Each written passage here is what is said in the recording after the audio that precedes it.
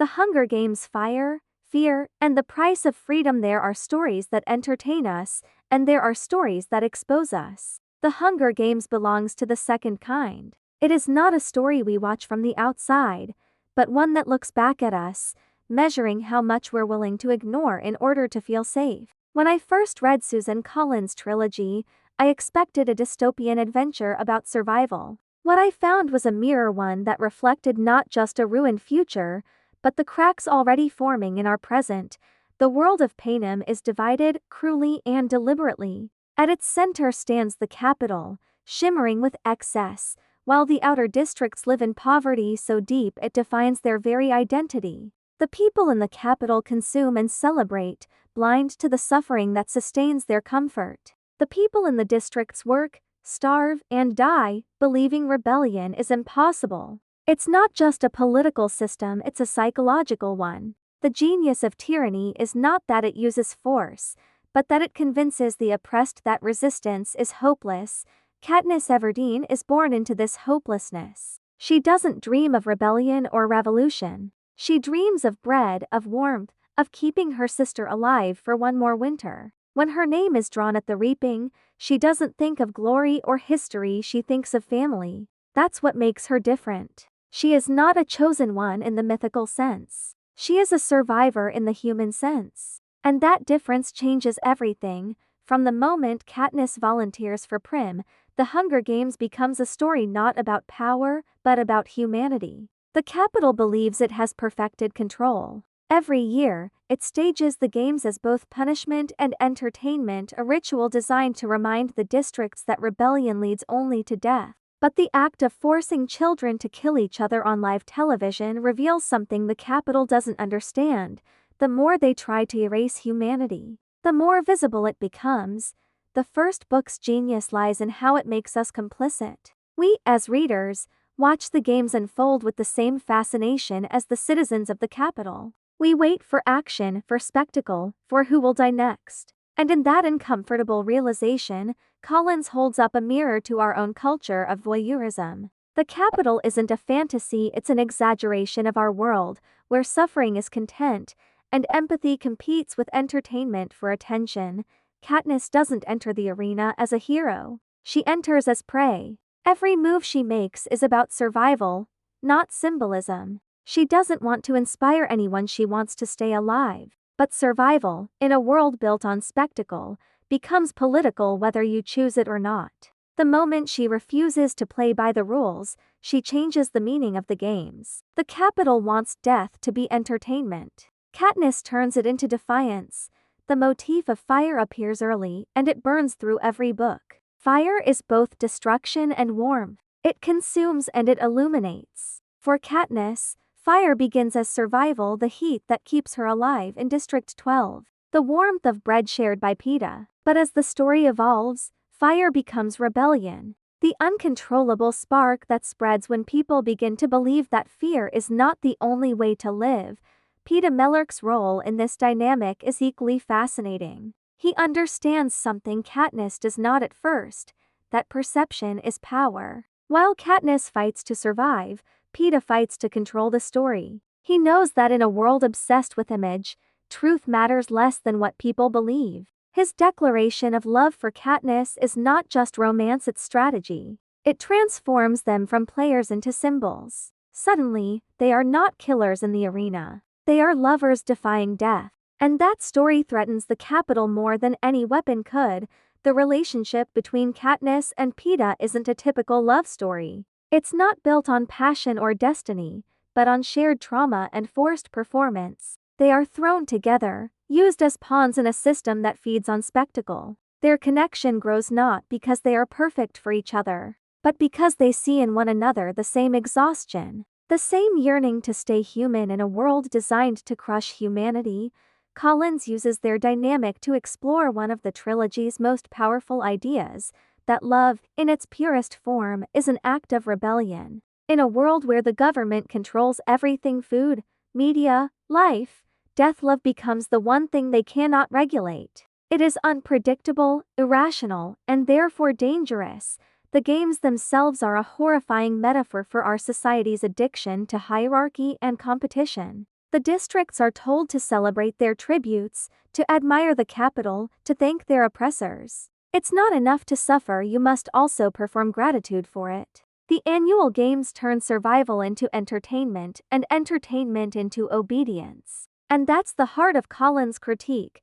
Tyranny doesn't always need guns. Sometimes it only needs screens. Katniss's defiance with the Nightlock berries, her choice to die rather than kill Peeta, is the trilogy's first explosion of freedom. In that moment, she reclaims the one thing the capital cannot script, her choice. It's not a grand speech or a revolution. It's a quiet act of human refusal. And that's what makes it revolutionary. But what follows is perhaps more haunting. The capital doesn't immediately crush her. It manipulates her. It turns her into a celebrity, a symbol it can control. This is where Collins' vision becomes chillingly realistic. Rebellion is not always silenced. Sometimes it's commodified. The system learns to profit from defiance, turning it into another spectacle to pacify the masses. Katniss becomes the girl on fire, but even her flames are filtered through capital-approved narratives. This, to me, is one of the trilogy's most brilliant and unsettling truths. The moment rebellion becomes entertainment, it loses its edge. The capital doesn't just suppress dissent, it brands it. The people cheer for Katniss, but the cheering doesn't dismantle the system. It fuels it. As the story moves beyond the first games, we begin to see how fragile power truly is. Fear may control the body, but it cannot control memory. When Katniss and Peeta return home, they carry with them not victory, but guilt. Every gift the capital offers feels poisoned. Every celebration feels like mourning. Their survival, meant to be a spectacle, becomes a question. What happens when the survivors refuse to perform the way their oppressors expect? The answer is rebellion, but rebellion doesn't start with speeches. It starts with grief. It starts with the quiet, unbearable awareness that life could be different. District by district, people begin to feel that awareness. And that's how revolutions are born, not from power, but from pain. President Snow embodies the logic of tyranny: control through fear and pleasure, punishment and reward, death and luxury intertwined. He is not monstrous because he enjoys cruelty, but because he believes it is necessary. His roses, always perfect, always fragrant, are symbols of his philosophy, beauty masking rot. He understands that stability is built not on justice but on spectacle. Keep the games running, keep the people divided, and no one will notice the decay. The brilliance of the Hunger Games is that it never lets us rest comfortably on one side of the fence. We are forced to confront how easily entertainment can become complicity, how effortlessly empathy can be numbed. The capital's citizens are grotesque exaggerations of consumer culture, but their laughter echoes disturbingly close to ours. Katniss never wanted to be a leader, and that's precisely why she becomes one. Real leadership rarely comes from ambition, it comes from necessity. The reluctant hero archetype works here because Collins doesn't glorify it. Katniss doesn't crave rebellion. She is dragged into it. Every act of defiance she commits is born out of survival instinct, not ideology. But survival, when witnessed, becomes contagious. People see her and remember that courage is possible. As we close in on the end of the first part of this story, one truth begins to crystallize: the capital's power was never about soldiers or weapons. It was about narrative. Control the story, and you control the people. Katniss's defiance shattered that control because she offered a new story, one where survival was no longer obedience but choice. And that's what makes the Hunger Games more than a dystopia. It's a parable about storytelling itself, about how those in power use stories to shape reality, and how the oppressed can reclaim those stories to reshape it again. The games may be fictional, but the struggle over truth is not. After the first games, Katniss's world doesn't expand, it narrows. The capital doesn't free her. It tightens the leash. She may have survived the arena, but she carries the capital within her. The cameras are still there. The interviews, the parades, the forced smiles, they never end. It's as if the games followed her home. And in a way, they did. Once a story becomes propaganda, it can never truly die. What fascinates me most here is how Collins captures the psychology of control. The Capitol doesn't simply punish rebellion, it exhausts it. It buries people under endless performance until they can no longer tell where the stage ends and real life begins. Katniss is caught in that blur. Every gesture she makes is analyzed, every silence interpreted. Even love becomes a weapon. Her staged romance with Peeta, meant to be survival strategy, now traps them both. The Capitol expects them to continue their performance, to smile for the cameras, to embody the fairy tale that keeps the citizens distracted. The irony is brutal. Their act of defiance, choosing love over death, has been rebranded as entertainment. What was once rebellion now feeds the system it sought to destroy, and this is where the genius of Collins' social commentary deepens. She shows how power doesn't just silence opposition, it consumes it. Every symbol of resistance becomes a commodity. The Capitol doesn't fear Katniss as long as it can sell her story. As long as the girl on fire keeps burning on their screens, no one notices the real fire smoldering in the districts, but rebellion has a way of slipping through cracks. Small acts, small murmurs, a song sung quietly, a salute exchanged between strangers. Hope is contagious, and once people have seen someone defy fear, they cannot unsee it. Catching Fire, the second book, begins like an echo of the first, but everything feels sharper, heavier. The world hasn't changed, but Katniss has. She has become both a symbol and a prisoner of that symbol. Everywhere she goes, she's reminded that her existence threatens the Capitol's illusion of control. And when symbols threaten power, power always retaliates. The victory tour is supposed to be a celebration, but it's a funeral march in disguise. Each stop reminds her of the tributes who died, of the lives spent to entertain the Capitol. When she stands before the families of the fallen, she can no longer perform. The guilt weighs heavier than the crown she never wanted. And in that vulnerability, she begins to understand that survival was never victory, it was complicity. President Snow's visit to her home marks the shift from fear to understanding. He doesn't need to shout. He doesn't threaten her openly. He smells of blood and roses, his voice calm, his smile rehearsed. He tells her what she already knows. Her defiance with the berries sparked something she cannot control. Rebellion is spreading, and if she cannot stop it, the Capitol will burn. His message is clear. You are not a victor, Katniss. You are a tool. And if you refuse to be used, I will destroy everything you love. What follows is one of the most brilliant psychological duels in dystopian fiction. Katniss and Snow are not just enemies, they are reflections of each other's understanding of fear. Snow believes fear maintains order. Katniss learns that fear can also destroy it. Fear can paralyze, but it can also provoke action. The line between control and collapse grows thinner with every broadcast. Every whispered rumor from the districts, and then comes the 75th Hunger Games, the quarter quell. The Capitol calls it tradition. In truth, it is panic. Snow cannot silence Katniss with threats, so he throws her back into the arena. This time, the message is unmistakable. No one is safe, not even the victors. The system will cannibalize its own to survive.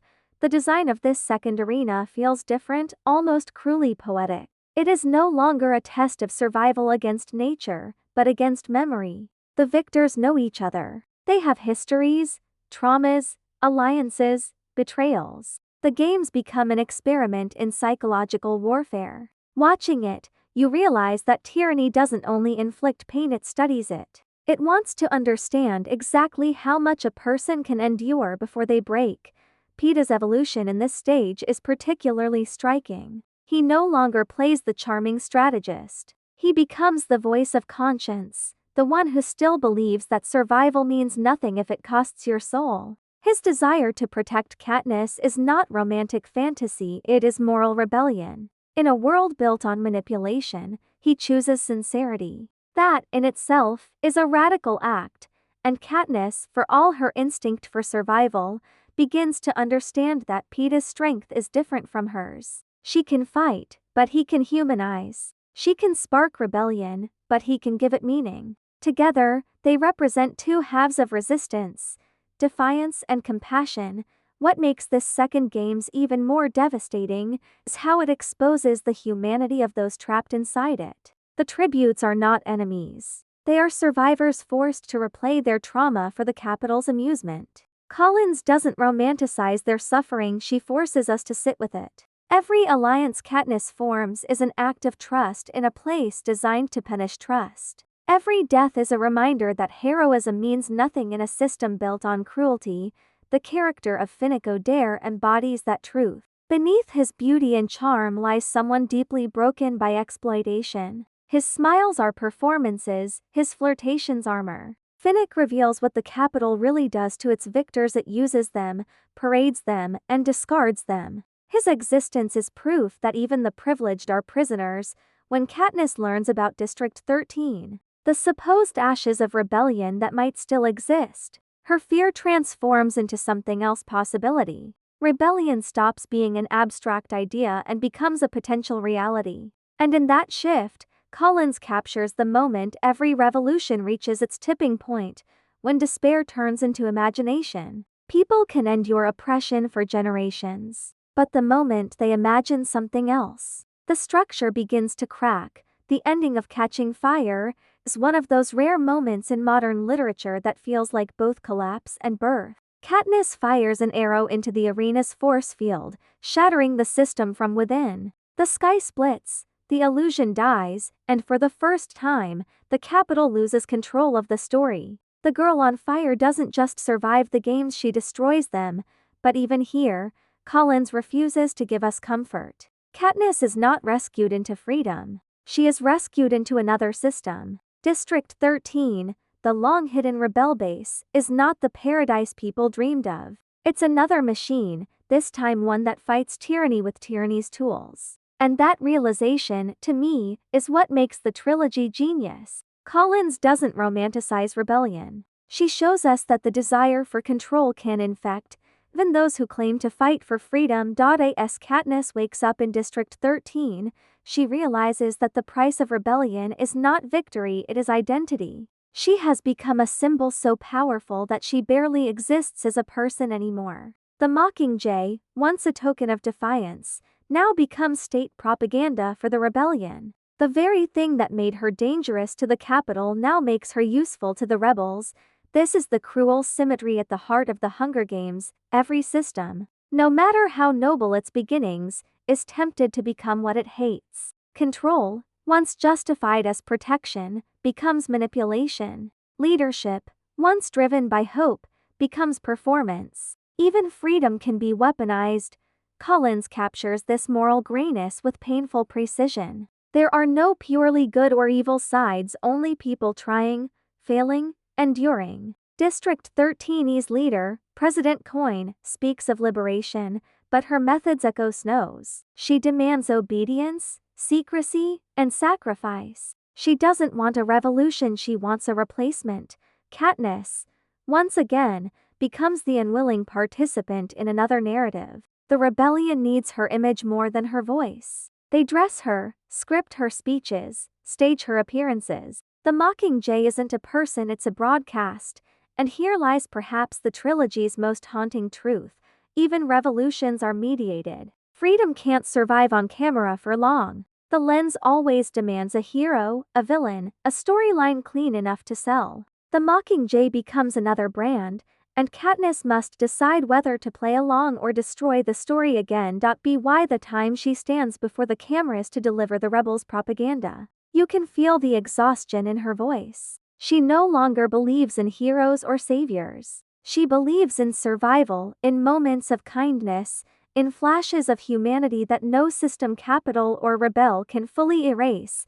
Her speech after the destruction of District 12 captures that perfectly. It's raw, trembling, imperfect. It's not about victory. It's about mourning. And for that reason, it feels true. Collins reminds us that revolutions built only on anger burn fast. The ones that endure are built on grief and love. As the second part of the trilogy closes, one question rises above the ashes.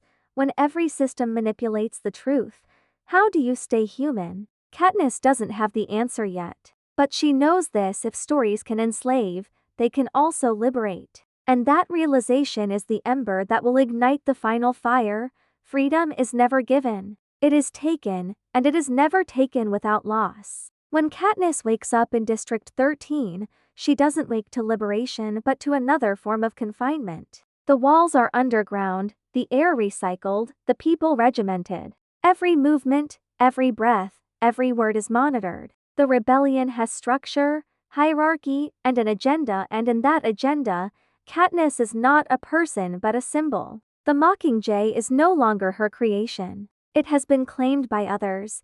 District 13 is a paradox. On the surface, it represents hope, the last remnant of human resistance. But hope built on control carries the same poison as oppression. Coin, the president of 13, speaks of equality, discipline, and sacrifice. Her rhetoric mirrors Snow's in a quieter key. Where Snow used luxury to manipulate, Coin uses austerity. Both understand that order is maintained not through compassion but through obedience. Katniss senses this early. She has traded one cage for another, only now the bars are invisible, disguised as purpose. Her handlers dress her, script her words, choreograph her gestures. They turn her into propaganda, the face of a revolution that no longer feels like hers. Every broadcast, every propo, is meant to inspire the districts. Yet behind the camera, it feels hollow. Freedom that must be staged is not freedom, it's theater. Still, she plays along, because rebellion needs faces, not doubts. And in the ruins of District 12, where ashes whisper of the dead, Katniss begins to understand what the Mockingjay really means. It is not a slogan or a costume. It is a cry, a sound born from grief that refuses to be silenced. When she returns to the remains of her home, the world narrows again to what is real. The dust, the silence, the charred bones of her street. In that emptiness, she finds not despair but clarity. The capital can burn bodies, but it cannot burn memory. And that is where rebellion truly lives, in memory. In the refusal to forget what pain taught you, Peeta's absence haunts her more than she admits. The capital holds him captive, using him as both weapon and warning. His televised interviews show a man transformed. The soft voice she once trusted now carries the capital's words. His eyes, hollowed by manipulation, plead with her even as they condemn her. This is not the boy she loved, it's what the system has made of him. Watching him, Katniss faces a truth more painful than any wound. The capital doesn't just kill to control. It rewrites. It bends people until they no longer recognize themselves. In this, Collins captures the psychological cruelty of totalitarianism. It doesn't simply demand obedience. It steals identity. The rescue mission that follows is both a triumph and a tragedy. The rebels retrieve Peeta, but the boy they save is not the one they lost. His mind is hijacked, his memories rewritten through torture and conditioning. He believes Katniss is his enemy, a monster sent to kill him. The cruelty of it is unbearable. In breaking him, the capital breaks her. Here, the trilogy transcends simple heroism. Collins refuses to romanticize resistance. Every victory costs something irretrievable. Freedom demands sacrifice, but sometimes the sacrifice is the self. Katniss watches the boy she risked everything for look at her with hatred, and she understands what real war is. It's not battles or explosions. It's the corrosion of trust. The propaganda war between the capital and District 13 becomes the story's spine. Two powers battling not with weapons but with images, each trying to own the narrative. The rebels broadcast Katniss's speeches, the capital airs Peeta's desperate pleas. Both sides speak of truth, but both manipulate emotion. It's chilling because it's real. Wars today are fought the same way, with words, with perception, with carefully crafted reality. One of the most powerful scenes comes when Katniss insists on visiting the front lines in District 8. Against Coin's wishes, she demands to see the cost of war firsthand. The hospital is full of burned, dying bodies. Yet when the capital bombs it, when the screams echo through the rubble, Katniss's grief transforms into fury. Her broadcast afterward is raw, unscripted, and real. She looks directly into the camera and says, "Fire is catching. And if we burn, you burn with us." That moment is the turning point of the rebellion. It's not Coin's strategy or propaganda that moves people, it's Katniss's rage. Authenticity becomes more powerful than control. And that is the paradox of every revolution. the leaders want discipline, but what sparks change is chaos, the unpredictable, emotional truth that cannot be rehearsed. Still, rebellion is not purity. Collins shows us the cost of moral compromise. District 13's leadership begins to mirror the Capitol in its secrecy, its manipulation, its cold calculation. The rebellion films the dead for morale, uses suffering as fuel for inspiration. Freedom begins to look eerily like the thing it's fighting against. Finnick's confession about what the Capitol did to him, how it sold his body, how it used him as entertainment for the powerful, is one of the most devastating revelations in the series. It shatters the illusion of glamour that surrounded the victors. The Capitol didn't just exploit the poor. It consumed everyone. Even the beautiful were devoured. Finnick's brokenness, his trembling honesty, exposes what tyranny truly feeds on, not just obedience, but humiliation. Amid the chaos, Prim becomes Katniss's anchor, the only piece of innocence left. Yet even Prim is changing. War matures children faster than time ever could. She becomes calm, competent, almost eerily adult. Katniss watches her sister grow into the very image of what she tried to protect her from, and that irony cuts deep.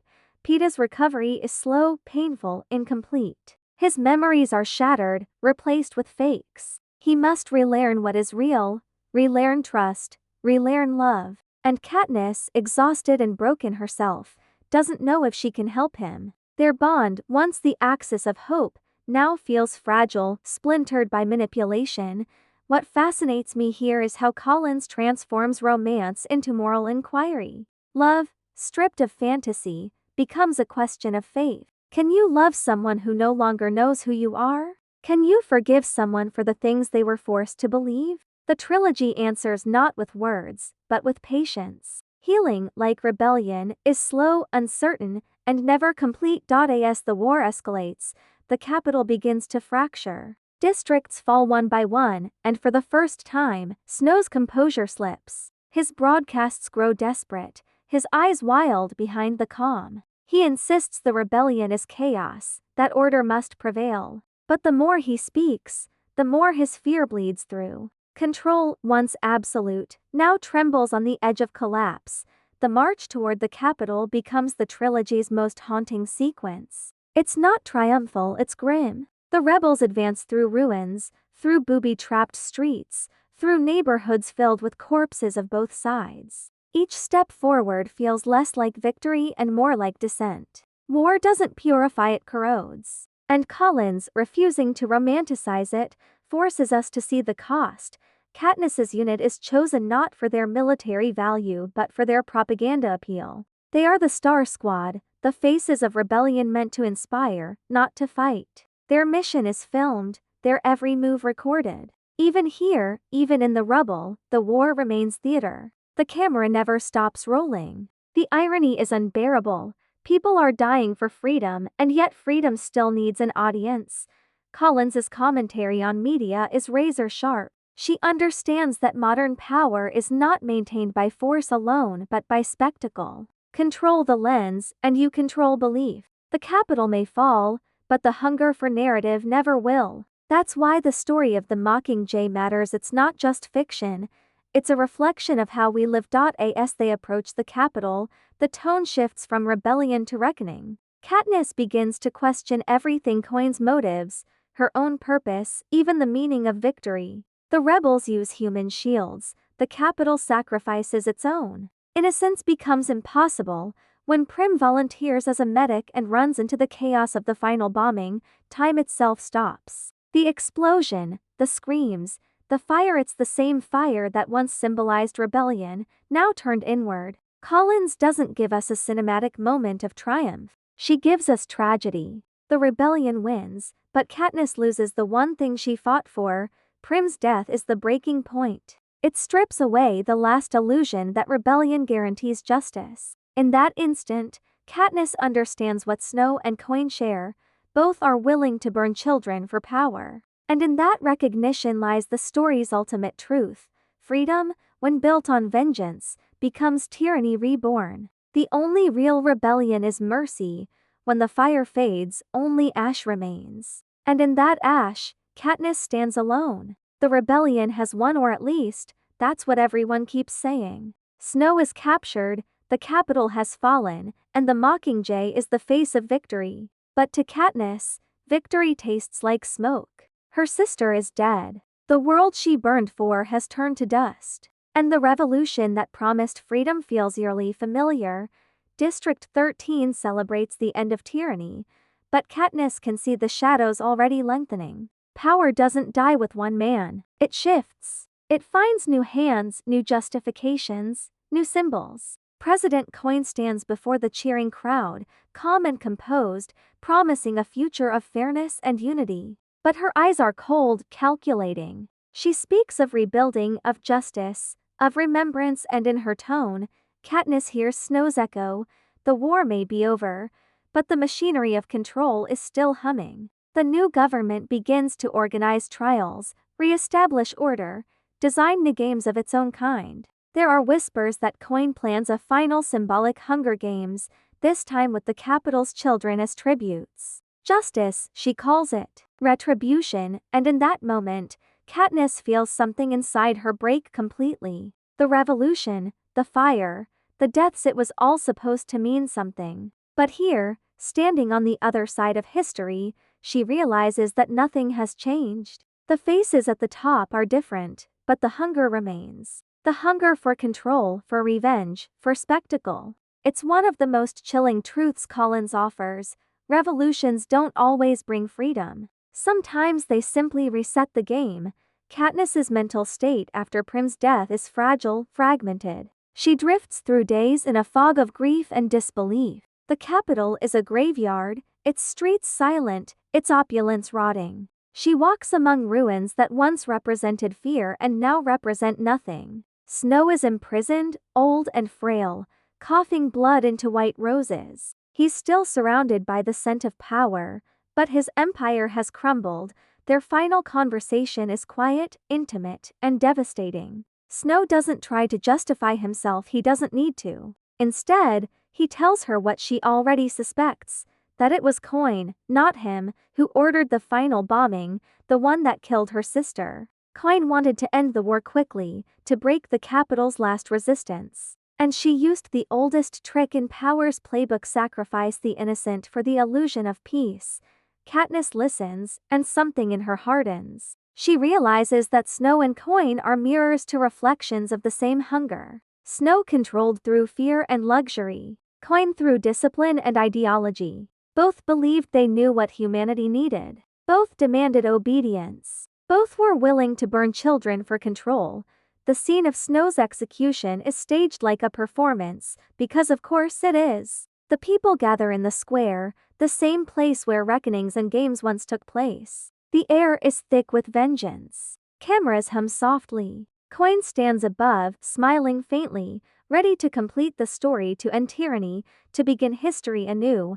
Katniss steps forward, bow in hand. She looks at Snow, who is already laughing, broken but victorious in his own way. He knows the cycle will continue. He knows that the Mockingjay will never truly be free. And as Katniss raises her bow, her aim shifts not toward Snow, but toward Coin, the arrow flies. The revolution gasps. In that instant, the symbol devours itself. The Mockingjay kills the new tyrant before she can take her throne. It is not triumph. It is mercy, mercy for the people who cannot see what she has become. Mercy for the future that might, just might, escape this endless loop of power. The silence afterward is unbearable. Snow dies laughing, choking on blood and irony. Coin falls without a word, and Katniss collapses under the weight of everything she's done, everything she's lost, everything she's seen. There is no cheer, no applause, no redemption, only emptiness. Collins could have ended the story there, with dramatic closure. But she doesn't. Instead, she shows us the hardest part of survival, living afterward. Katniss is declared insane, a convenient diagnosis for those who need to tidy the narrative. They send her back to District 12, to a home that no longer feels like home. The once bustling streets are empty. The coal dust has settled into silence. The victor's village stands like a mausoleum, filled with ghosts. Haymitch drinks in solitude, his laughter hollow. The cameras are gone, but the feeling of being watched lingers. In the quiet of her broken world, Katniss begins to rebuild not civilization, but herself. Healing, Collins reminds us, is not cinematic. It's repetitive, slow, painful. Katniss plants flowers for Prim, tends a small garden, hunts alone. She stops wearing the Mockingjay pin. The symbol feels too heavy now, too haunted. Peeta returns eventually, fragile but alive, carrying the same fracture she does. His memories are not whole, his mind still a battlefield of truth and lies. But in his gentleness, there is something steady. He bakes again. He plants primroses. He tries to build something human in a world that forgot how. Their relationship is not a fairy tale. It's not fireworks or declarations. It's quiet, hesitant, and painfully real. Two broken people trying to survive the ghosts of a world that demanded too much of them. They are not each other's salvation, they are each other's proof that survival is still possible, and perhaps that's the point. After so much spectacle, so much noise, the true revolution is silence, the choice to live, to nurture, to forgive. The Capitol and the rebellion both lived on spectacle. Katniss and Peeta choose ordinary life as their act of defiance. When Katniss speaks of her nightmares, of the way they still visit her years later, she admits something deeply human. Healing doesn't mean forgetting. It means learning to live with memory without letting it consume you. The fire that once destroyed her now warms her. It flickers quietly in the life she builds, in the children she never thought she'd have, in the laughter that sometimes replaces screams. The trilogy's epilogue, so often debated, is not sentimental, it's revolutionary in its own quiet way. Katniss has children not because she forgets, but because she remembers. She remembers what the world cost, and she chooses to believe it can be better. The games are gone, but the scars remain. The next generation will grow up asking questions. And that is the only true sign of progress, when children can question the stories their parents once feared to tell. The power of the Hunger Games lies not in its dystopia, but in its realism. It doesn't promise redemption. It promises awareness. It reminds us that tyranny doesn't always wear crowns or uniforms, it sometimes wears good intentions. It shows us that rebellion is not one grand act but 1,000 small refusals. And that freedom is not given by systems but reclaimed by individuals. Over and over again, Collins leaves us with a haunting paradox. The hunger never ends. The hunger for power, for attention, for safety, for love, it's what drives and destroys us. But in that hunger lies our humanity. As long as we keep asking questions, as long as we keep doubting those who claim to know what's best for us, there is hope. Katniss's story is not the story of a hero, but of a survivor. A woman who learned that freedom is not fire, it's endurance. It's the ability to wake up in the ruins and still choose to live, to feed the birds, to bake bread, to raise children, to tell stories, because stories are where freedom begins. Not the grand ones written by victors or governments, but the quiet ones whispered around kitchen tables, told to those who will inherit the world. The games are over, but storytelling endures. And that, perhaps, is humanity's most powerful weapon against control, the ability to imagine a different ending. When the story ends, the meaning begins. The world of the Hunger Games may be fictional, but its architecture of control feels uncomfortably familiar. It's not just a dystopia about the future, it's an allegory about the present. Collins never tells us exactly when or where Panem exists, and that's deliberate. Because Panem is not a place. It's a pattern. It's the way power behaves when it goes unchallenged, the way fear replaces thought, the way entertainment replaces empathy.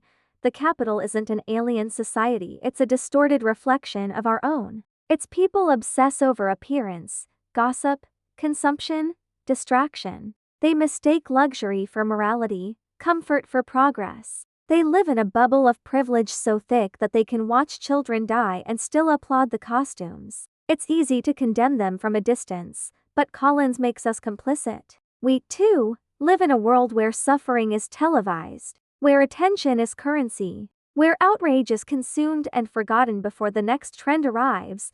The Hunger Games are not just the Capitol's punishment for rebellion, they are a ritual designed to keep people numb. When pain becomes spectacle, empathy dies. And when empathy dies, tyranny thrives. That's the secret every authoritarian system understands.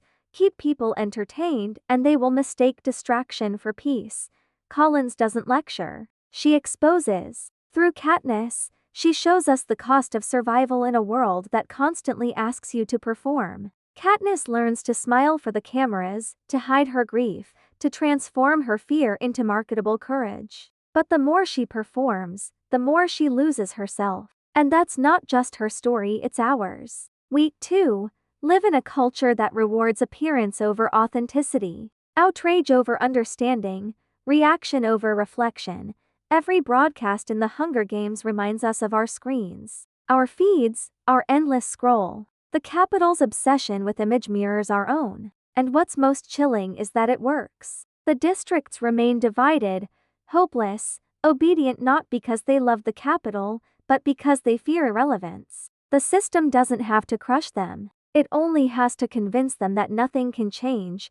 When Katniss fires that arrow at the force field, she isn't just breaking a game, she's breaking a narrative. She's rejecting the idea that survival means submission. And in doing so, she becomes dangerous, not because she's armed, but because she remembers. Memory is rebellion. To remember suffering, to name it, to refuse to let it be rewritten, that's what power fears most. Collins' genius lies in her understanding of media. The rebellion doesn't spread through speeches or strategy, it spreads through stories. The Mockingjay song, the salute from District 11, the burning of the arena, each becomes a symbol transmitted through images, repeated until belief takes root. It's the same mechanism the Capitol used, but inverted. The people use the Master's tools to break the Master's house, and yet, Collins refuses to romanticize this process. She shows that even resistance can be corrupted by spectacle. District 13's propaganda is as manipulative as the Capitol's. The Mockingjay videos, the orchestrated heroism, the staged emotion, it all mirrors the system it seeks to destroy. The rebellion's greatest victory is also its greatest danger.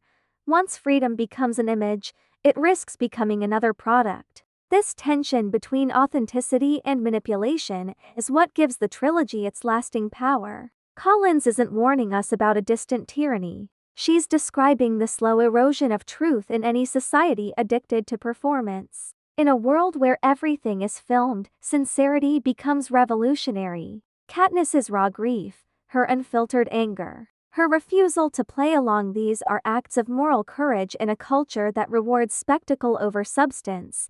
The fire that burns through the series is not just rebellion, it's consciousness. Once you've seen the machinery of control, you can never unsee it. And that awareness is both liberation and burden. Katniss doesn't find peace at the end because awareness is not peace. It's responsibility. The price of freedom is not victory, it's vigilance. If the Capitol represents power, and the districts represent oppression, then the arena represents the world we all inhabit, a space where survival is a performance, where we are both audience and player. The games are a microcosm of human society stripped bare. They ask a brutal question. When the system forces you to compete for survival, how much of your humanity are you willing to lose to win? Collins answers without sentimentality. Humanity, she suggests, is not about innocence, it's about empathy. Katniss kills. She lies. She manipulates. But she also loves, mourns, and refuses to forget the dead. Her humanity is not moral perfection, it's moral endurance. Peeta, in contrast, represents the persistence of goodness. He believes that even in the darkest arena, kindness matters. His optimism is not naivety, it's rebellion. In a world that teaches cruelty as survival, compassion becomes subversion. Peeta's greatest strength is not his strategy but his refusal to let the system define him. Even when his memories are rewritten, his instinct to protect, to care, resurfaces. Memory can be stolen, but nature cannot. The trilogy's title, The Hunger Games, has always struck me as brilliant because hunger is both literal and symbolic. The people hunger for food, for justice, for love, for meaning. The Capitol hungers for control, for novelty, for distraction. And the audience's hungers for story. Hunger drives everything, and yet it is never satisfied. It's the human condition. to want, to chase, to consume, even when the pursuit destroys us. Collins doesn't condemn hunger. She redefines it. The only way to survive is to redirect hunger toward creation instead of consumption, toward empathy instead of envy. The games end when people stop watching, stop cheering, stop believing in the necessity of suffering as spectacle. One of the most haunting moments of the trilogy is the image of children, always children, thrown into the arena. Collins forces us to confront the idea that every system built on inequality eventually sacrifices its youngest. Whether through war, poverty, or exploitation, the future is always what power consumes first. Prim's death is not just tragedy, it's prophecy. It's a reminder that every revolution that forgets compassion will inevitably eat its own. And yet, amid all this darkness, Collins never abandons hope. Hope, in her world, is not bright or pure, it's stubborn. It's the act of continuing when nothing makes sense. It's Peeta baking bread when the world has burned. It's Katniss planting flowers in the soil of a grave. It's choosing to love when everything teaches you to hate. That's why the final line of the trilogy, "There are much worse games to play," is so haunting. It's not about triumph. It's about perspective. Katniss knows the world is still broken, but she also knows she's free to choose how to live in it. Freedom doesn't mean safety, it means choice. And choice, though terrifying, is what makes us human. In the end, The Hunger Games isn't just about rebellion. It's about the moral cost of living in any system that demands performance over authenticity. It's about the danger of forgetting that behind every symbol, there are real people, real pain, real stories. It's about the courage to remain human when the world asks you to be something less. When I close the book, or, more truthfully, when I finish thinking about it, because The Hunger Games never really ends, I don't feel despair. I feel awareness. The kind of awareness that makes you look at a news broadcast differently, that makes you pause before sharing outrage, that makes you wonder how much of what we consume is just another version of the games. Collins doesn't give us comfort. She gives us a mirror. And maybe that's the most valuable gift a story can offer, not escape, but reflection. The chance to see ourselves clearly, and to decide, consciously, whether we are the audience or the players, the capital or the mockingjay, the watchers or the ones who act, because the truth is this: the games never really end. They just change shape. And the fire that burns for dignity, for compassion, for truth, that's our responsibility to keep alive.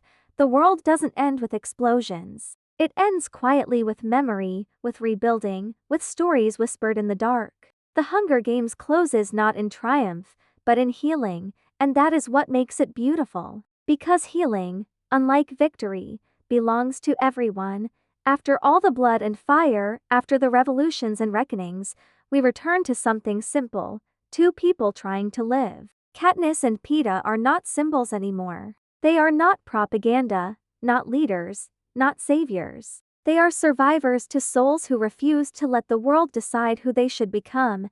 And maybe that's the real victory, because the world of Panem was built on erasure, erasing memory, erasing individuality, erasing truth. Every system that seeks absolute control begins with the same promise: safety. But what the Hunger Games teaches us is that safety without freedom is only another form of captivity. The capital promised order. The rebellion promised justice. But both forgot compassion. Katniss, stripped of both promises, chooses something smaller and infinitely braver: kindness. It's easy to romanticize rebellion. It's harder to understand recovery. Collins knew this. She doesn't give us the fantasy of a rebuilt world. She gives us a scarred one, a world that remembers. And in that scar lies honesty. Every civilization carries the memory of its cruelty, and the ones that survive are those willing to face it. When Katniss and Peeta begin their lives again in District 12, they don't rebuild the past. They build something different: quiet, slow, intentional. The fields grow wild, the mines stay closed, and the air carries more silence than sound. It's not paradise, but it's peace, the kind that grows out of exhaustion and forgiveness. There's something deeply human about how Collins ends the story, not with revolution, but with routine. The ordinary becomes sacred. The smallest acts: baking bread, planting flowers, Holding hands feel like rebellion against despair. In a world that taught them to perform, they learned to live, and that's what stays with me most about this story, its insistence on humanity. Katniss begins as a girl who kills to survive and ends as a woman who chooses to nurture. The arc of her life is not from weakness to strength, but from fear to love. She learns that survival without compassion is hollow, that freedom without empathy becomes cruelty. Her fire was once destruction. Now it is warmth. Peeta, on the other hand, represents the quiet revolution that empathy can spark. His forgiveness is radical, not because it forgets, but because it refuses to let hatred have the final word. Even after everything, after being tortured, rewritten, broken, he chooses gentleness. He bakes. He laughs softly. He dreams again. It's his way of saying to the world, I am still human, and perhaps that's what the Mockingjay really symbolizes, not rebellion, but remembrance. The bird sings because it remembers a song. It carries echoes of what was lost, turning them into something new. The Mockingjay isn't a call to war. It's a call to memory. To never forget what happens when we trade compassion for control. The trilogy's brilliance lies in its refusal to offer easy hope. Collins doesn't say, we will never make the same mistakes again. She says, we might. But maybe this time, we'll notice sooner. That's the fragile, imperfect hope that survives at the end, not certainty, but awareness, and in a world like ours, awareness might be the bravest thing we have. When I think of the Capitol, I think of how easily we become it. How every system built to entertain us carries a shadow of it. The Capitol laughs at suffering because it's been taught to see pain as distant, abstract, unreal. It's not evil, it's numb. And numbness is the soil in which cruelty grows. But Katniss reminds us that empathy can still bloom in ashes. That even in a world trained to watch instead of act, one person's refusal to play along can ignite something bigger than fear. Her rebellion didn't begin with fire, it began with love. The moment she volunteered for Prim, she declared that life, even in its smallest, most fragile form, is worth protecting. That was the first arrow she ever fired. It's easy to see the Hunger Games as a warning about governments or systems, but it's also a mirror of individual choice. Every day, we decide whether to be the Capitol or the districts, the audience or the players, the watchers or the ones who step forward. We decide whether to consume or to care.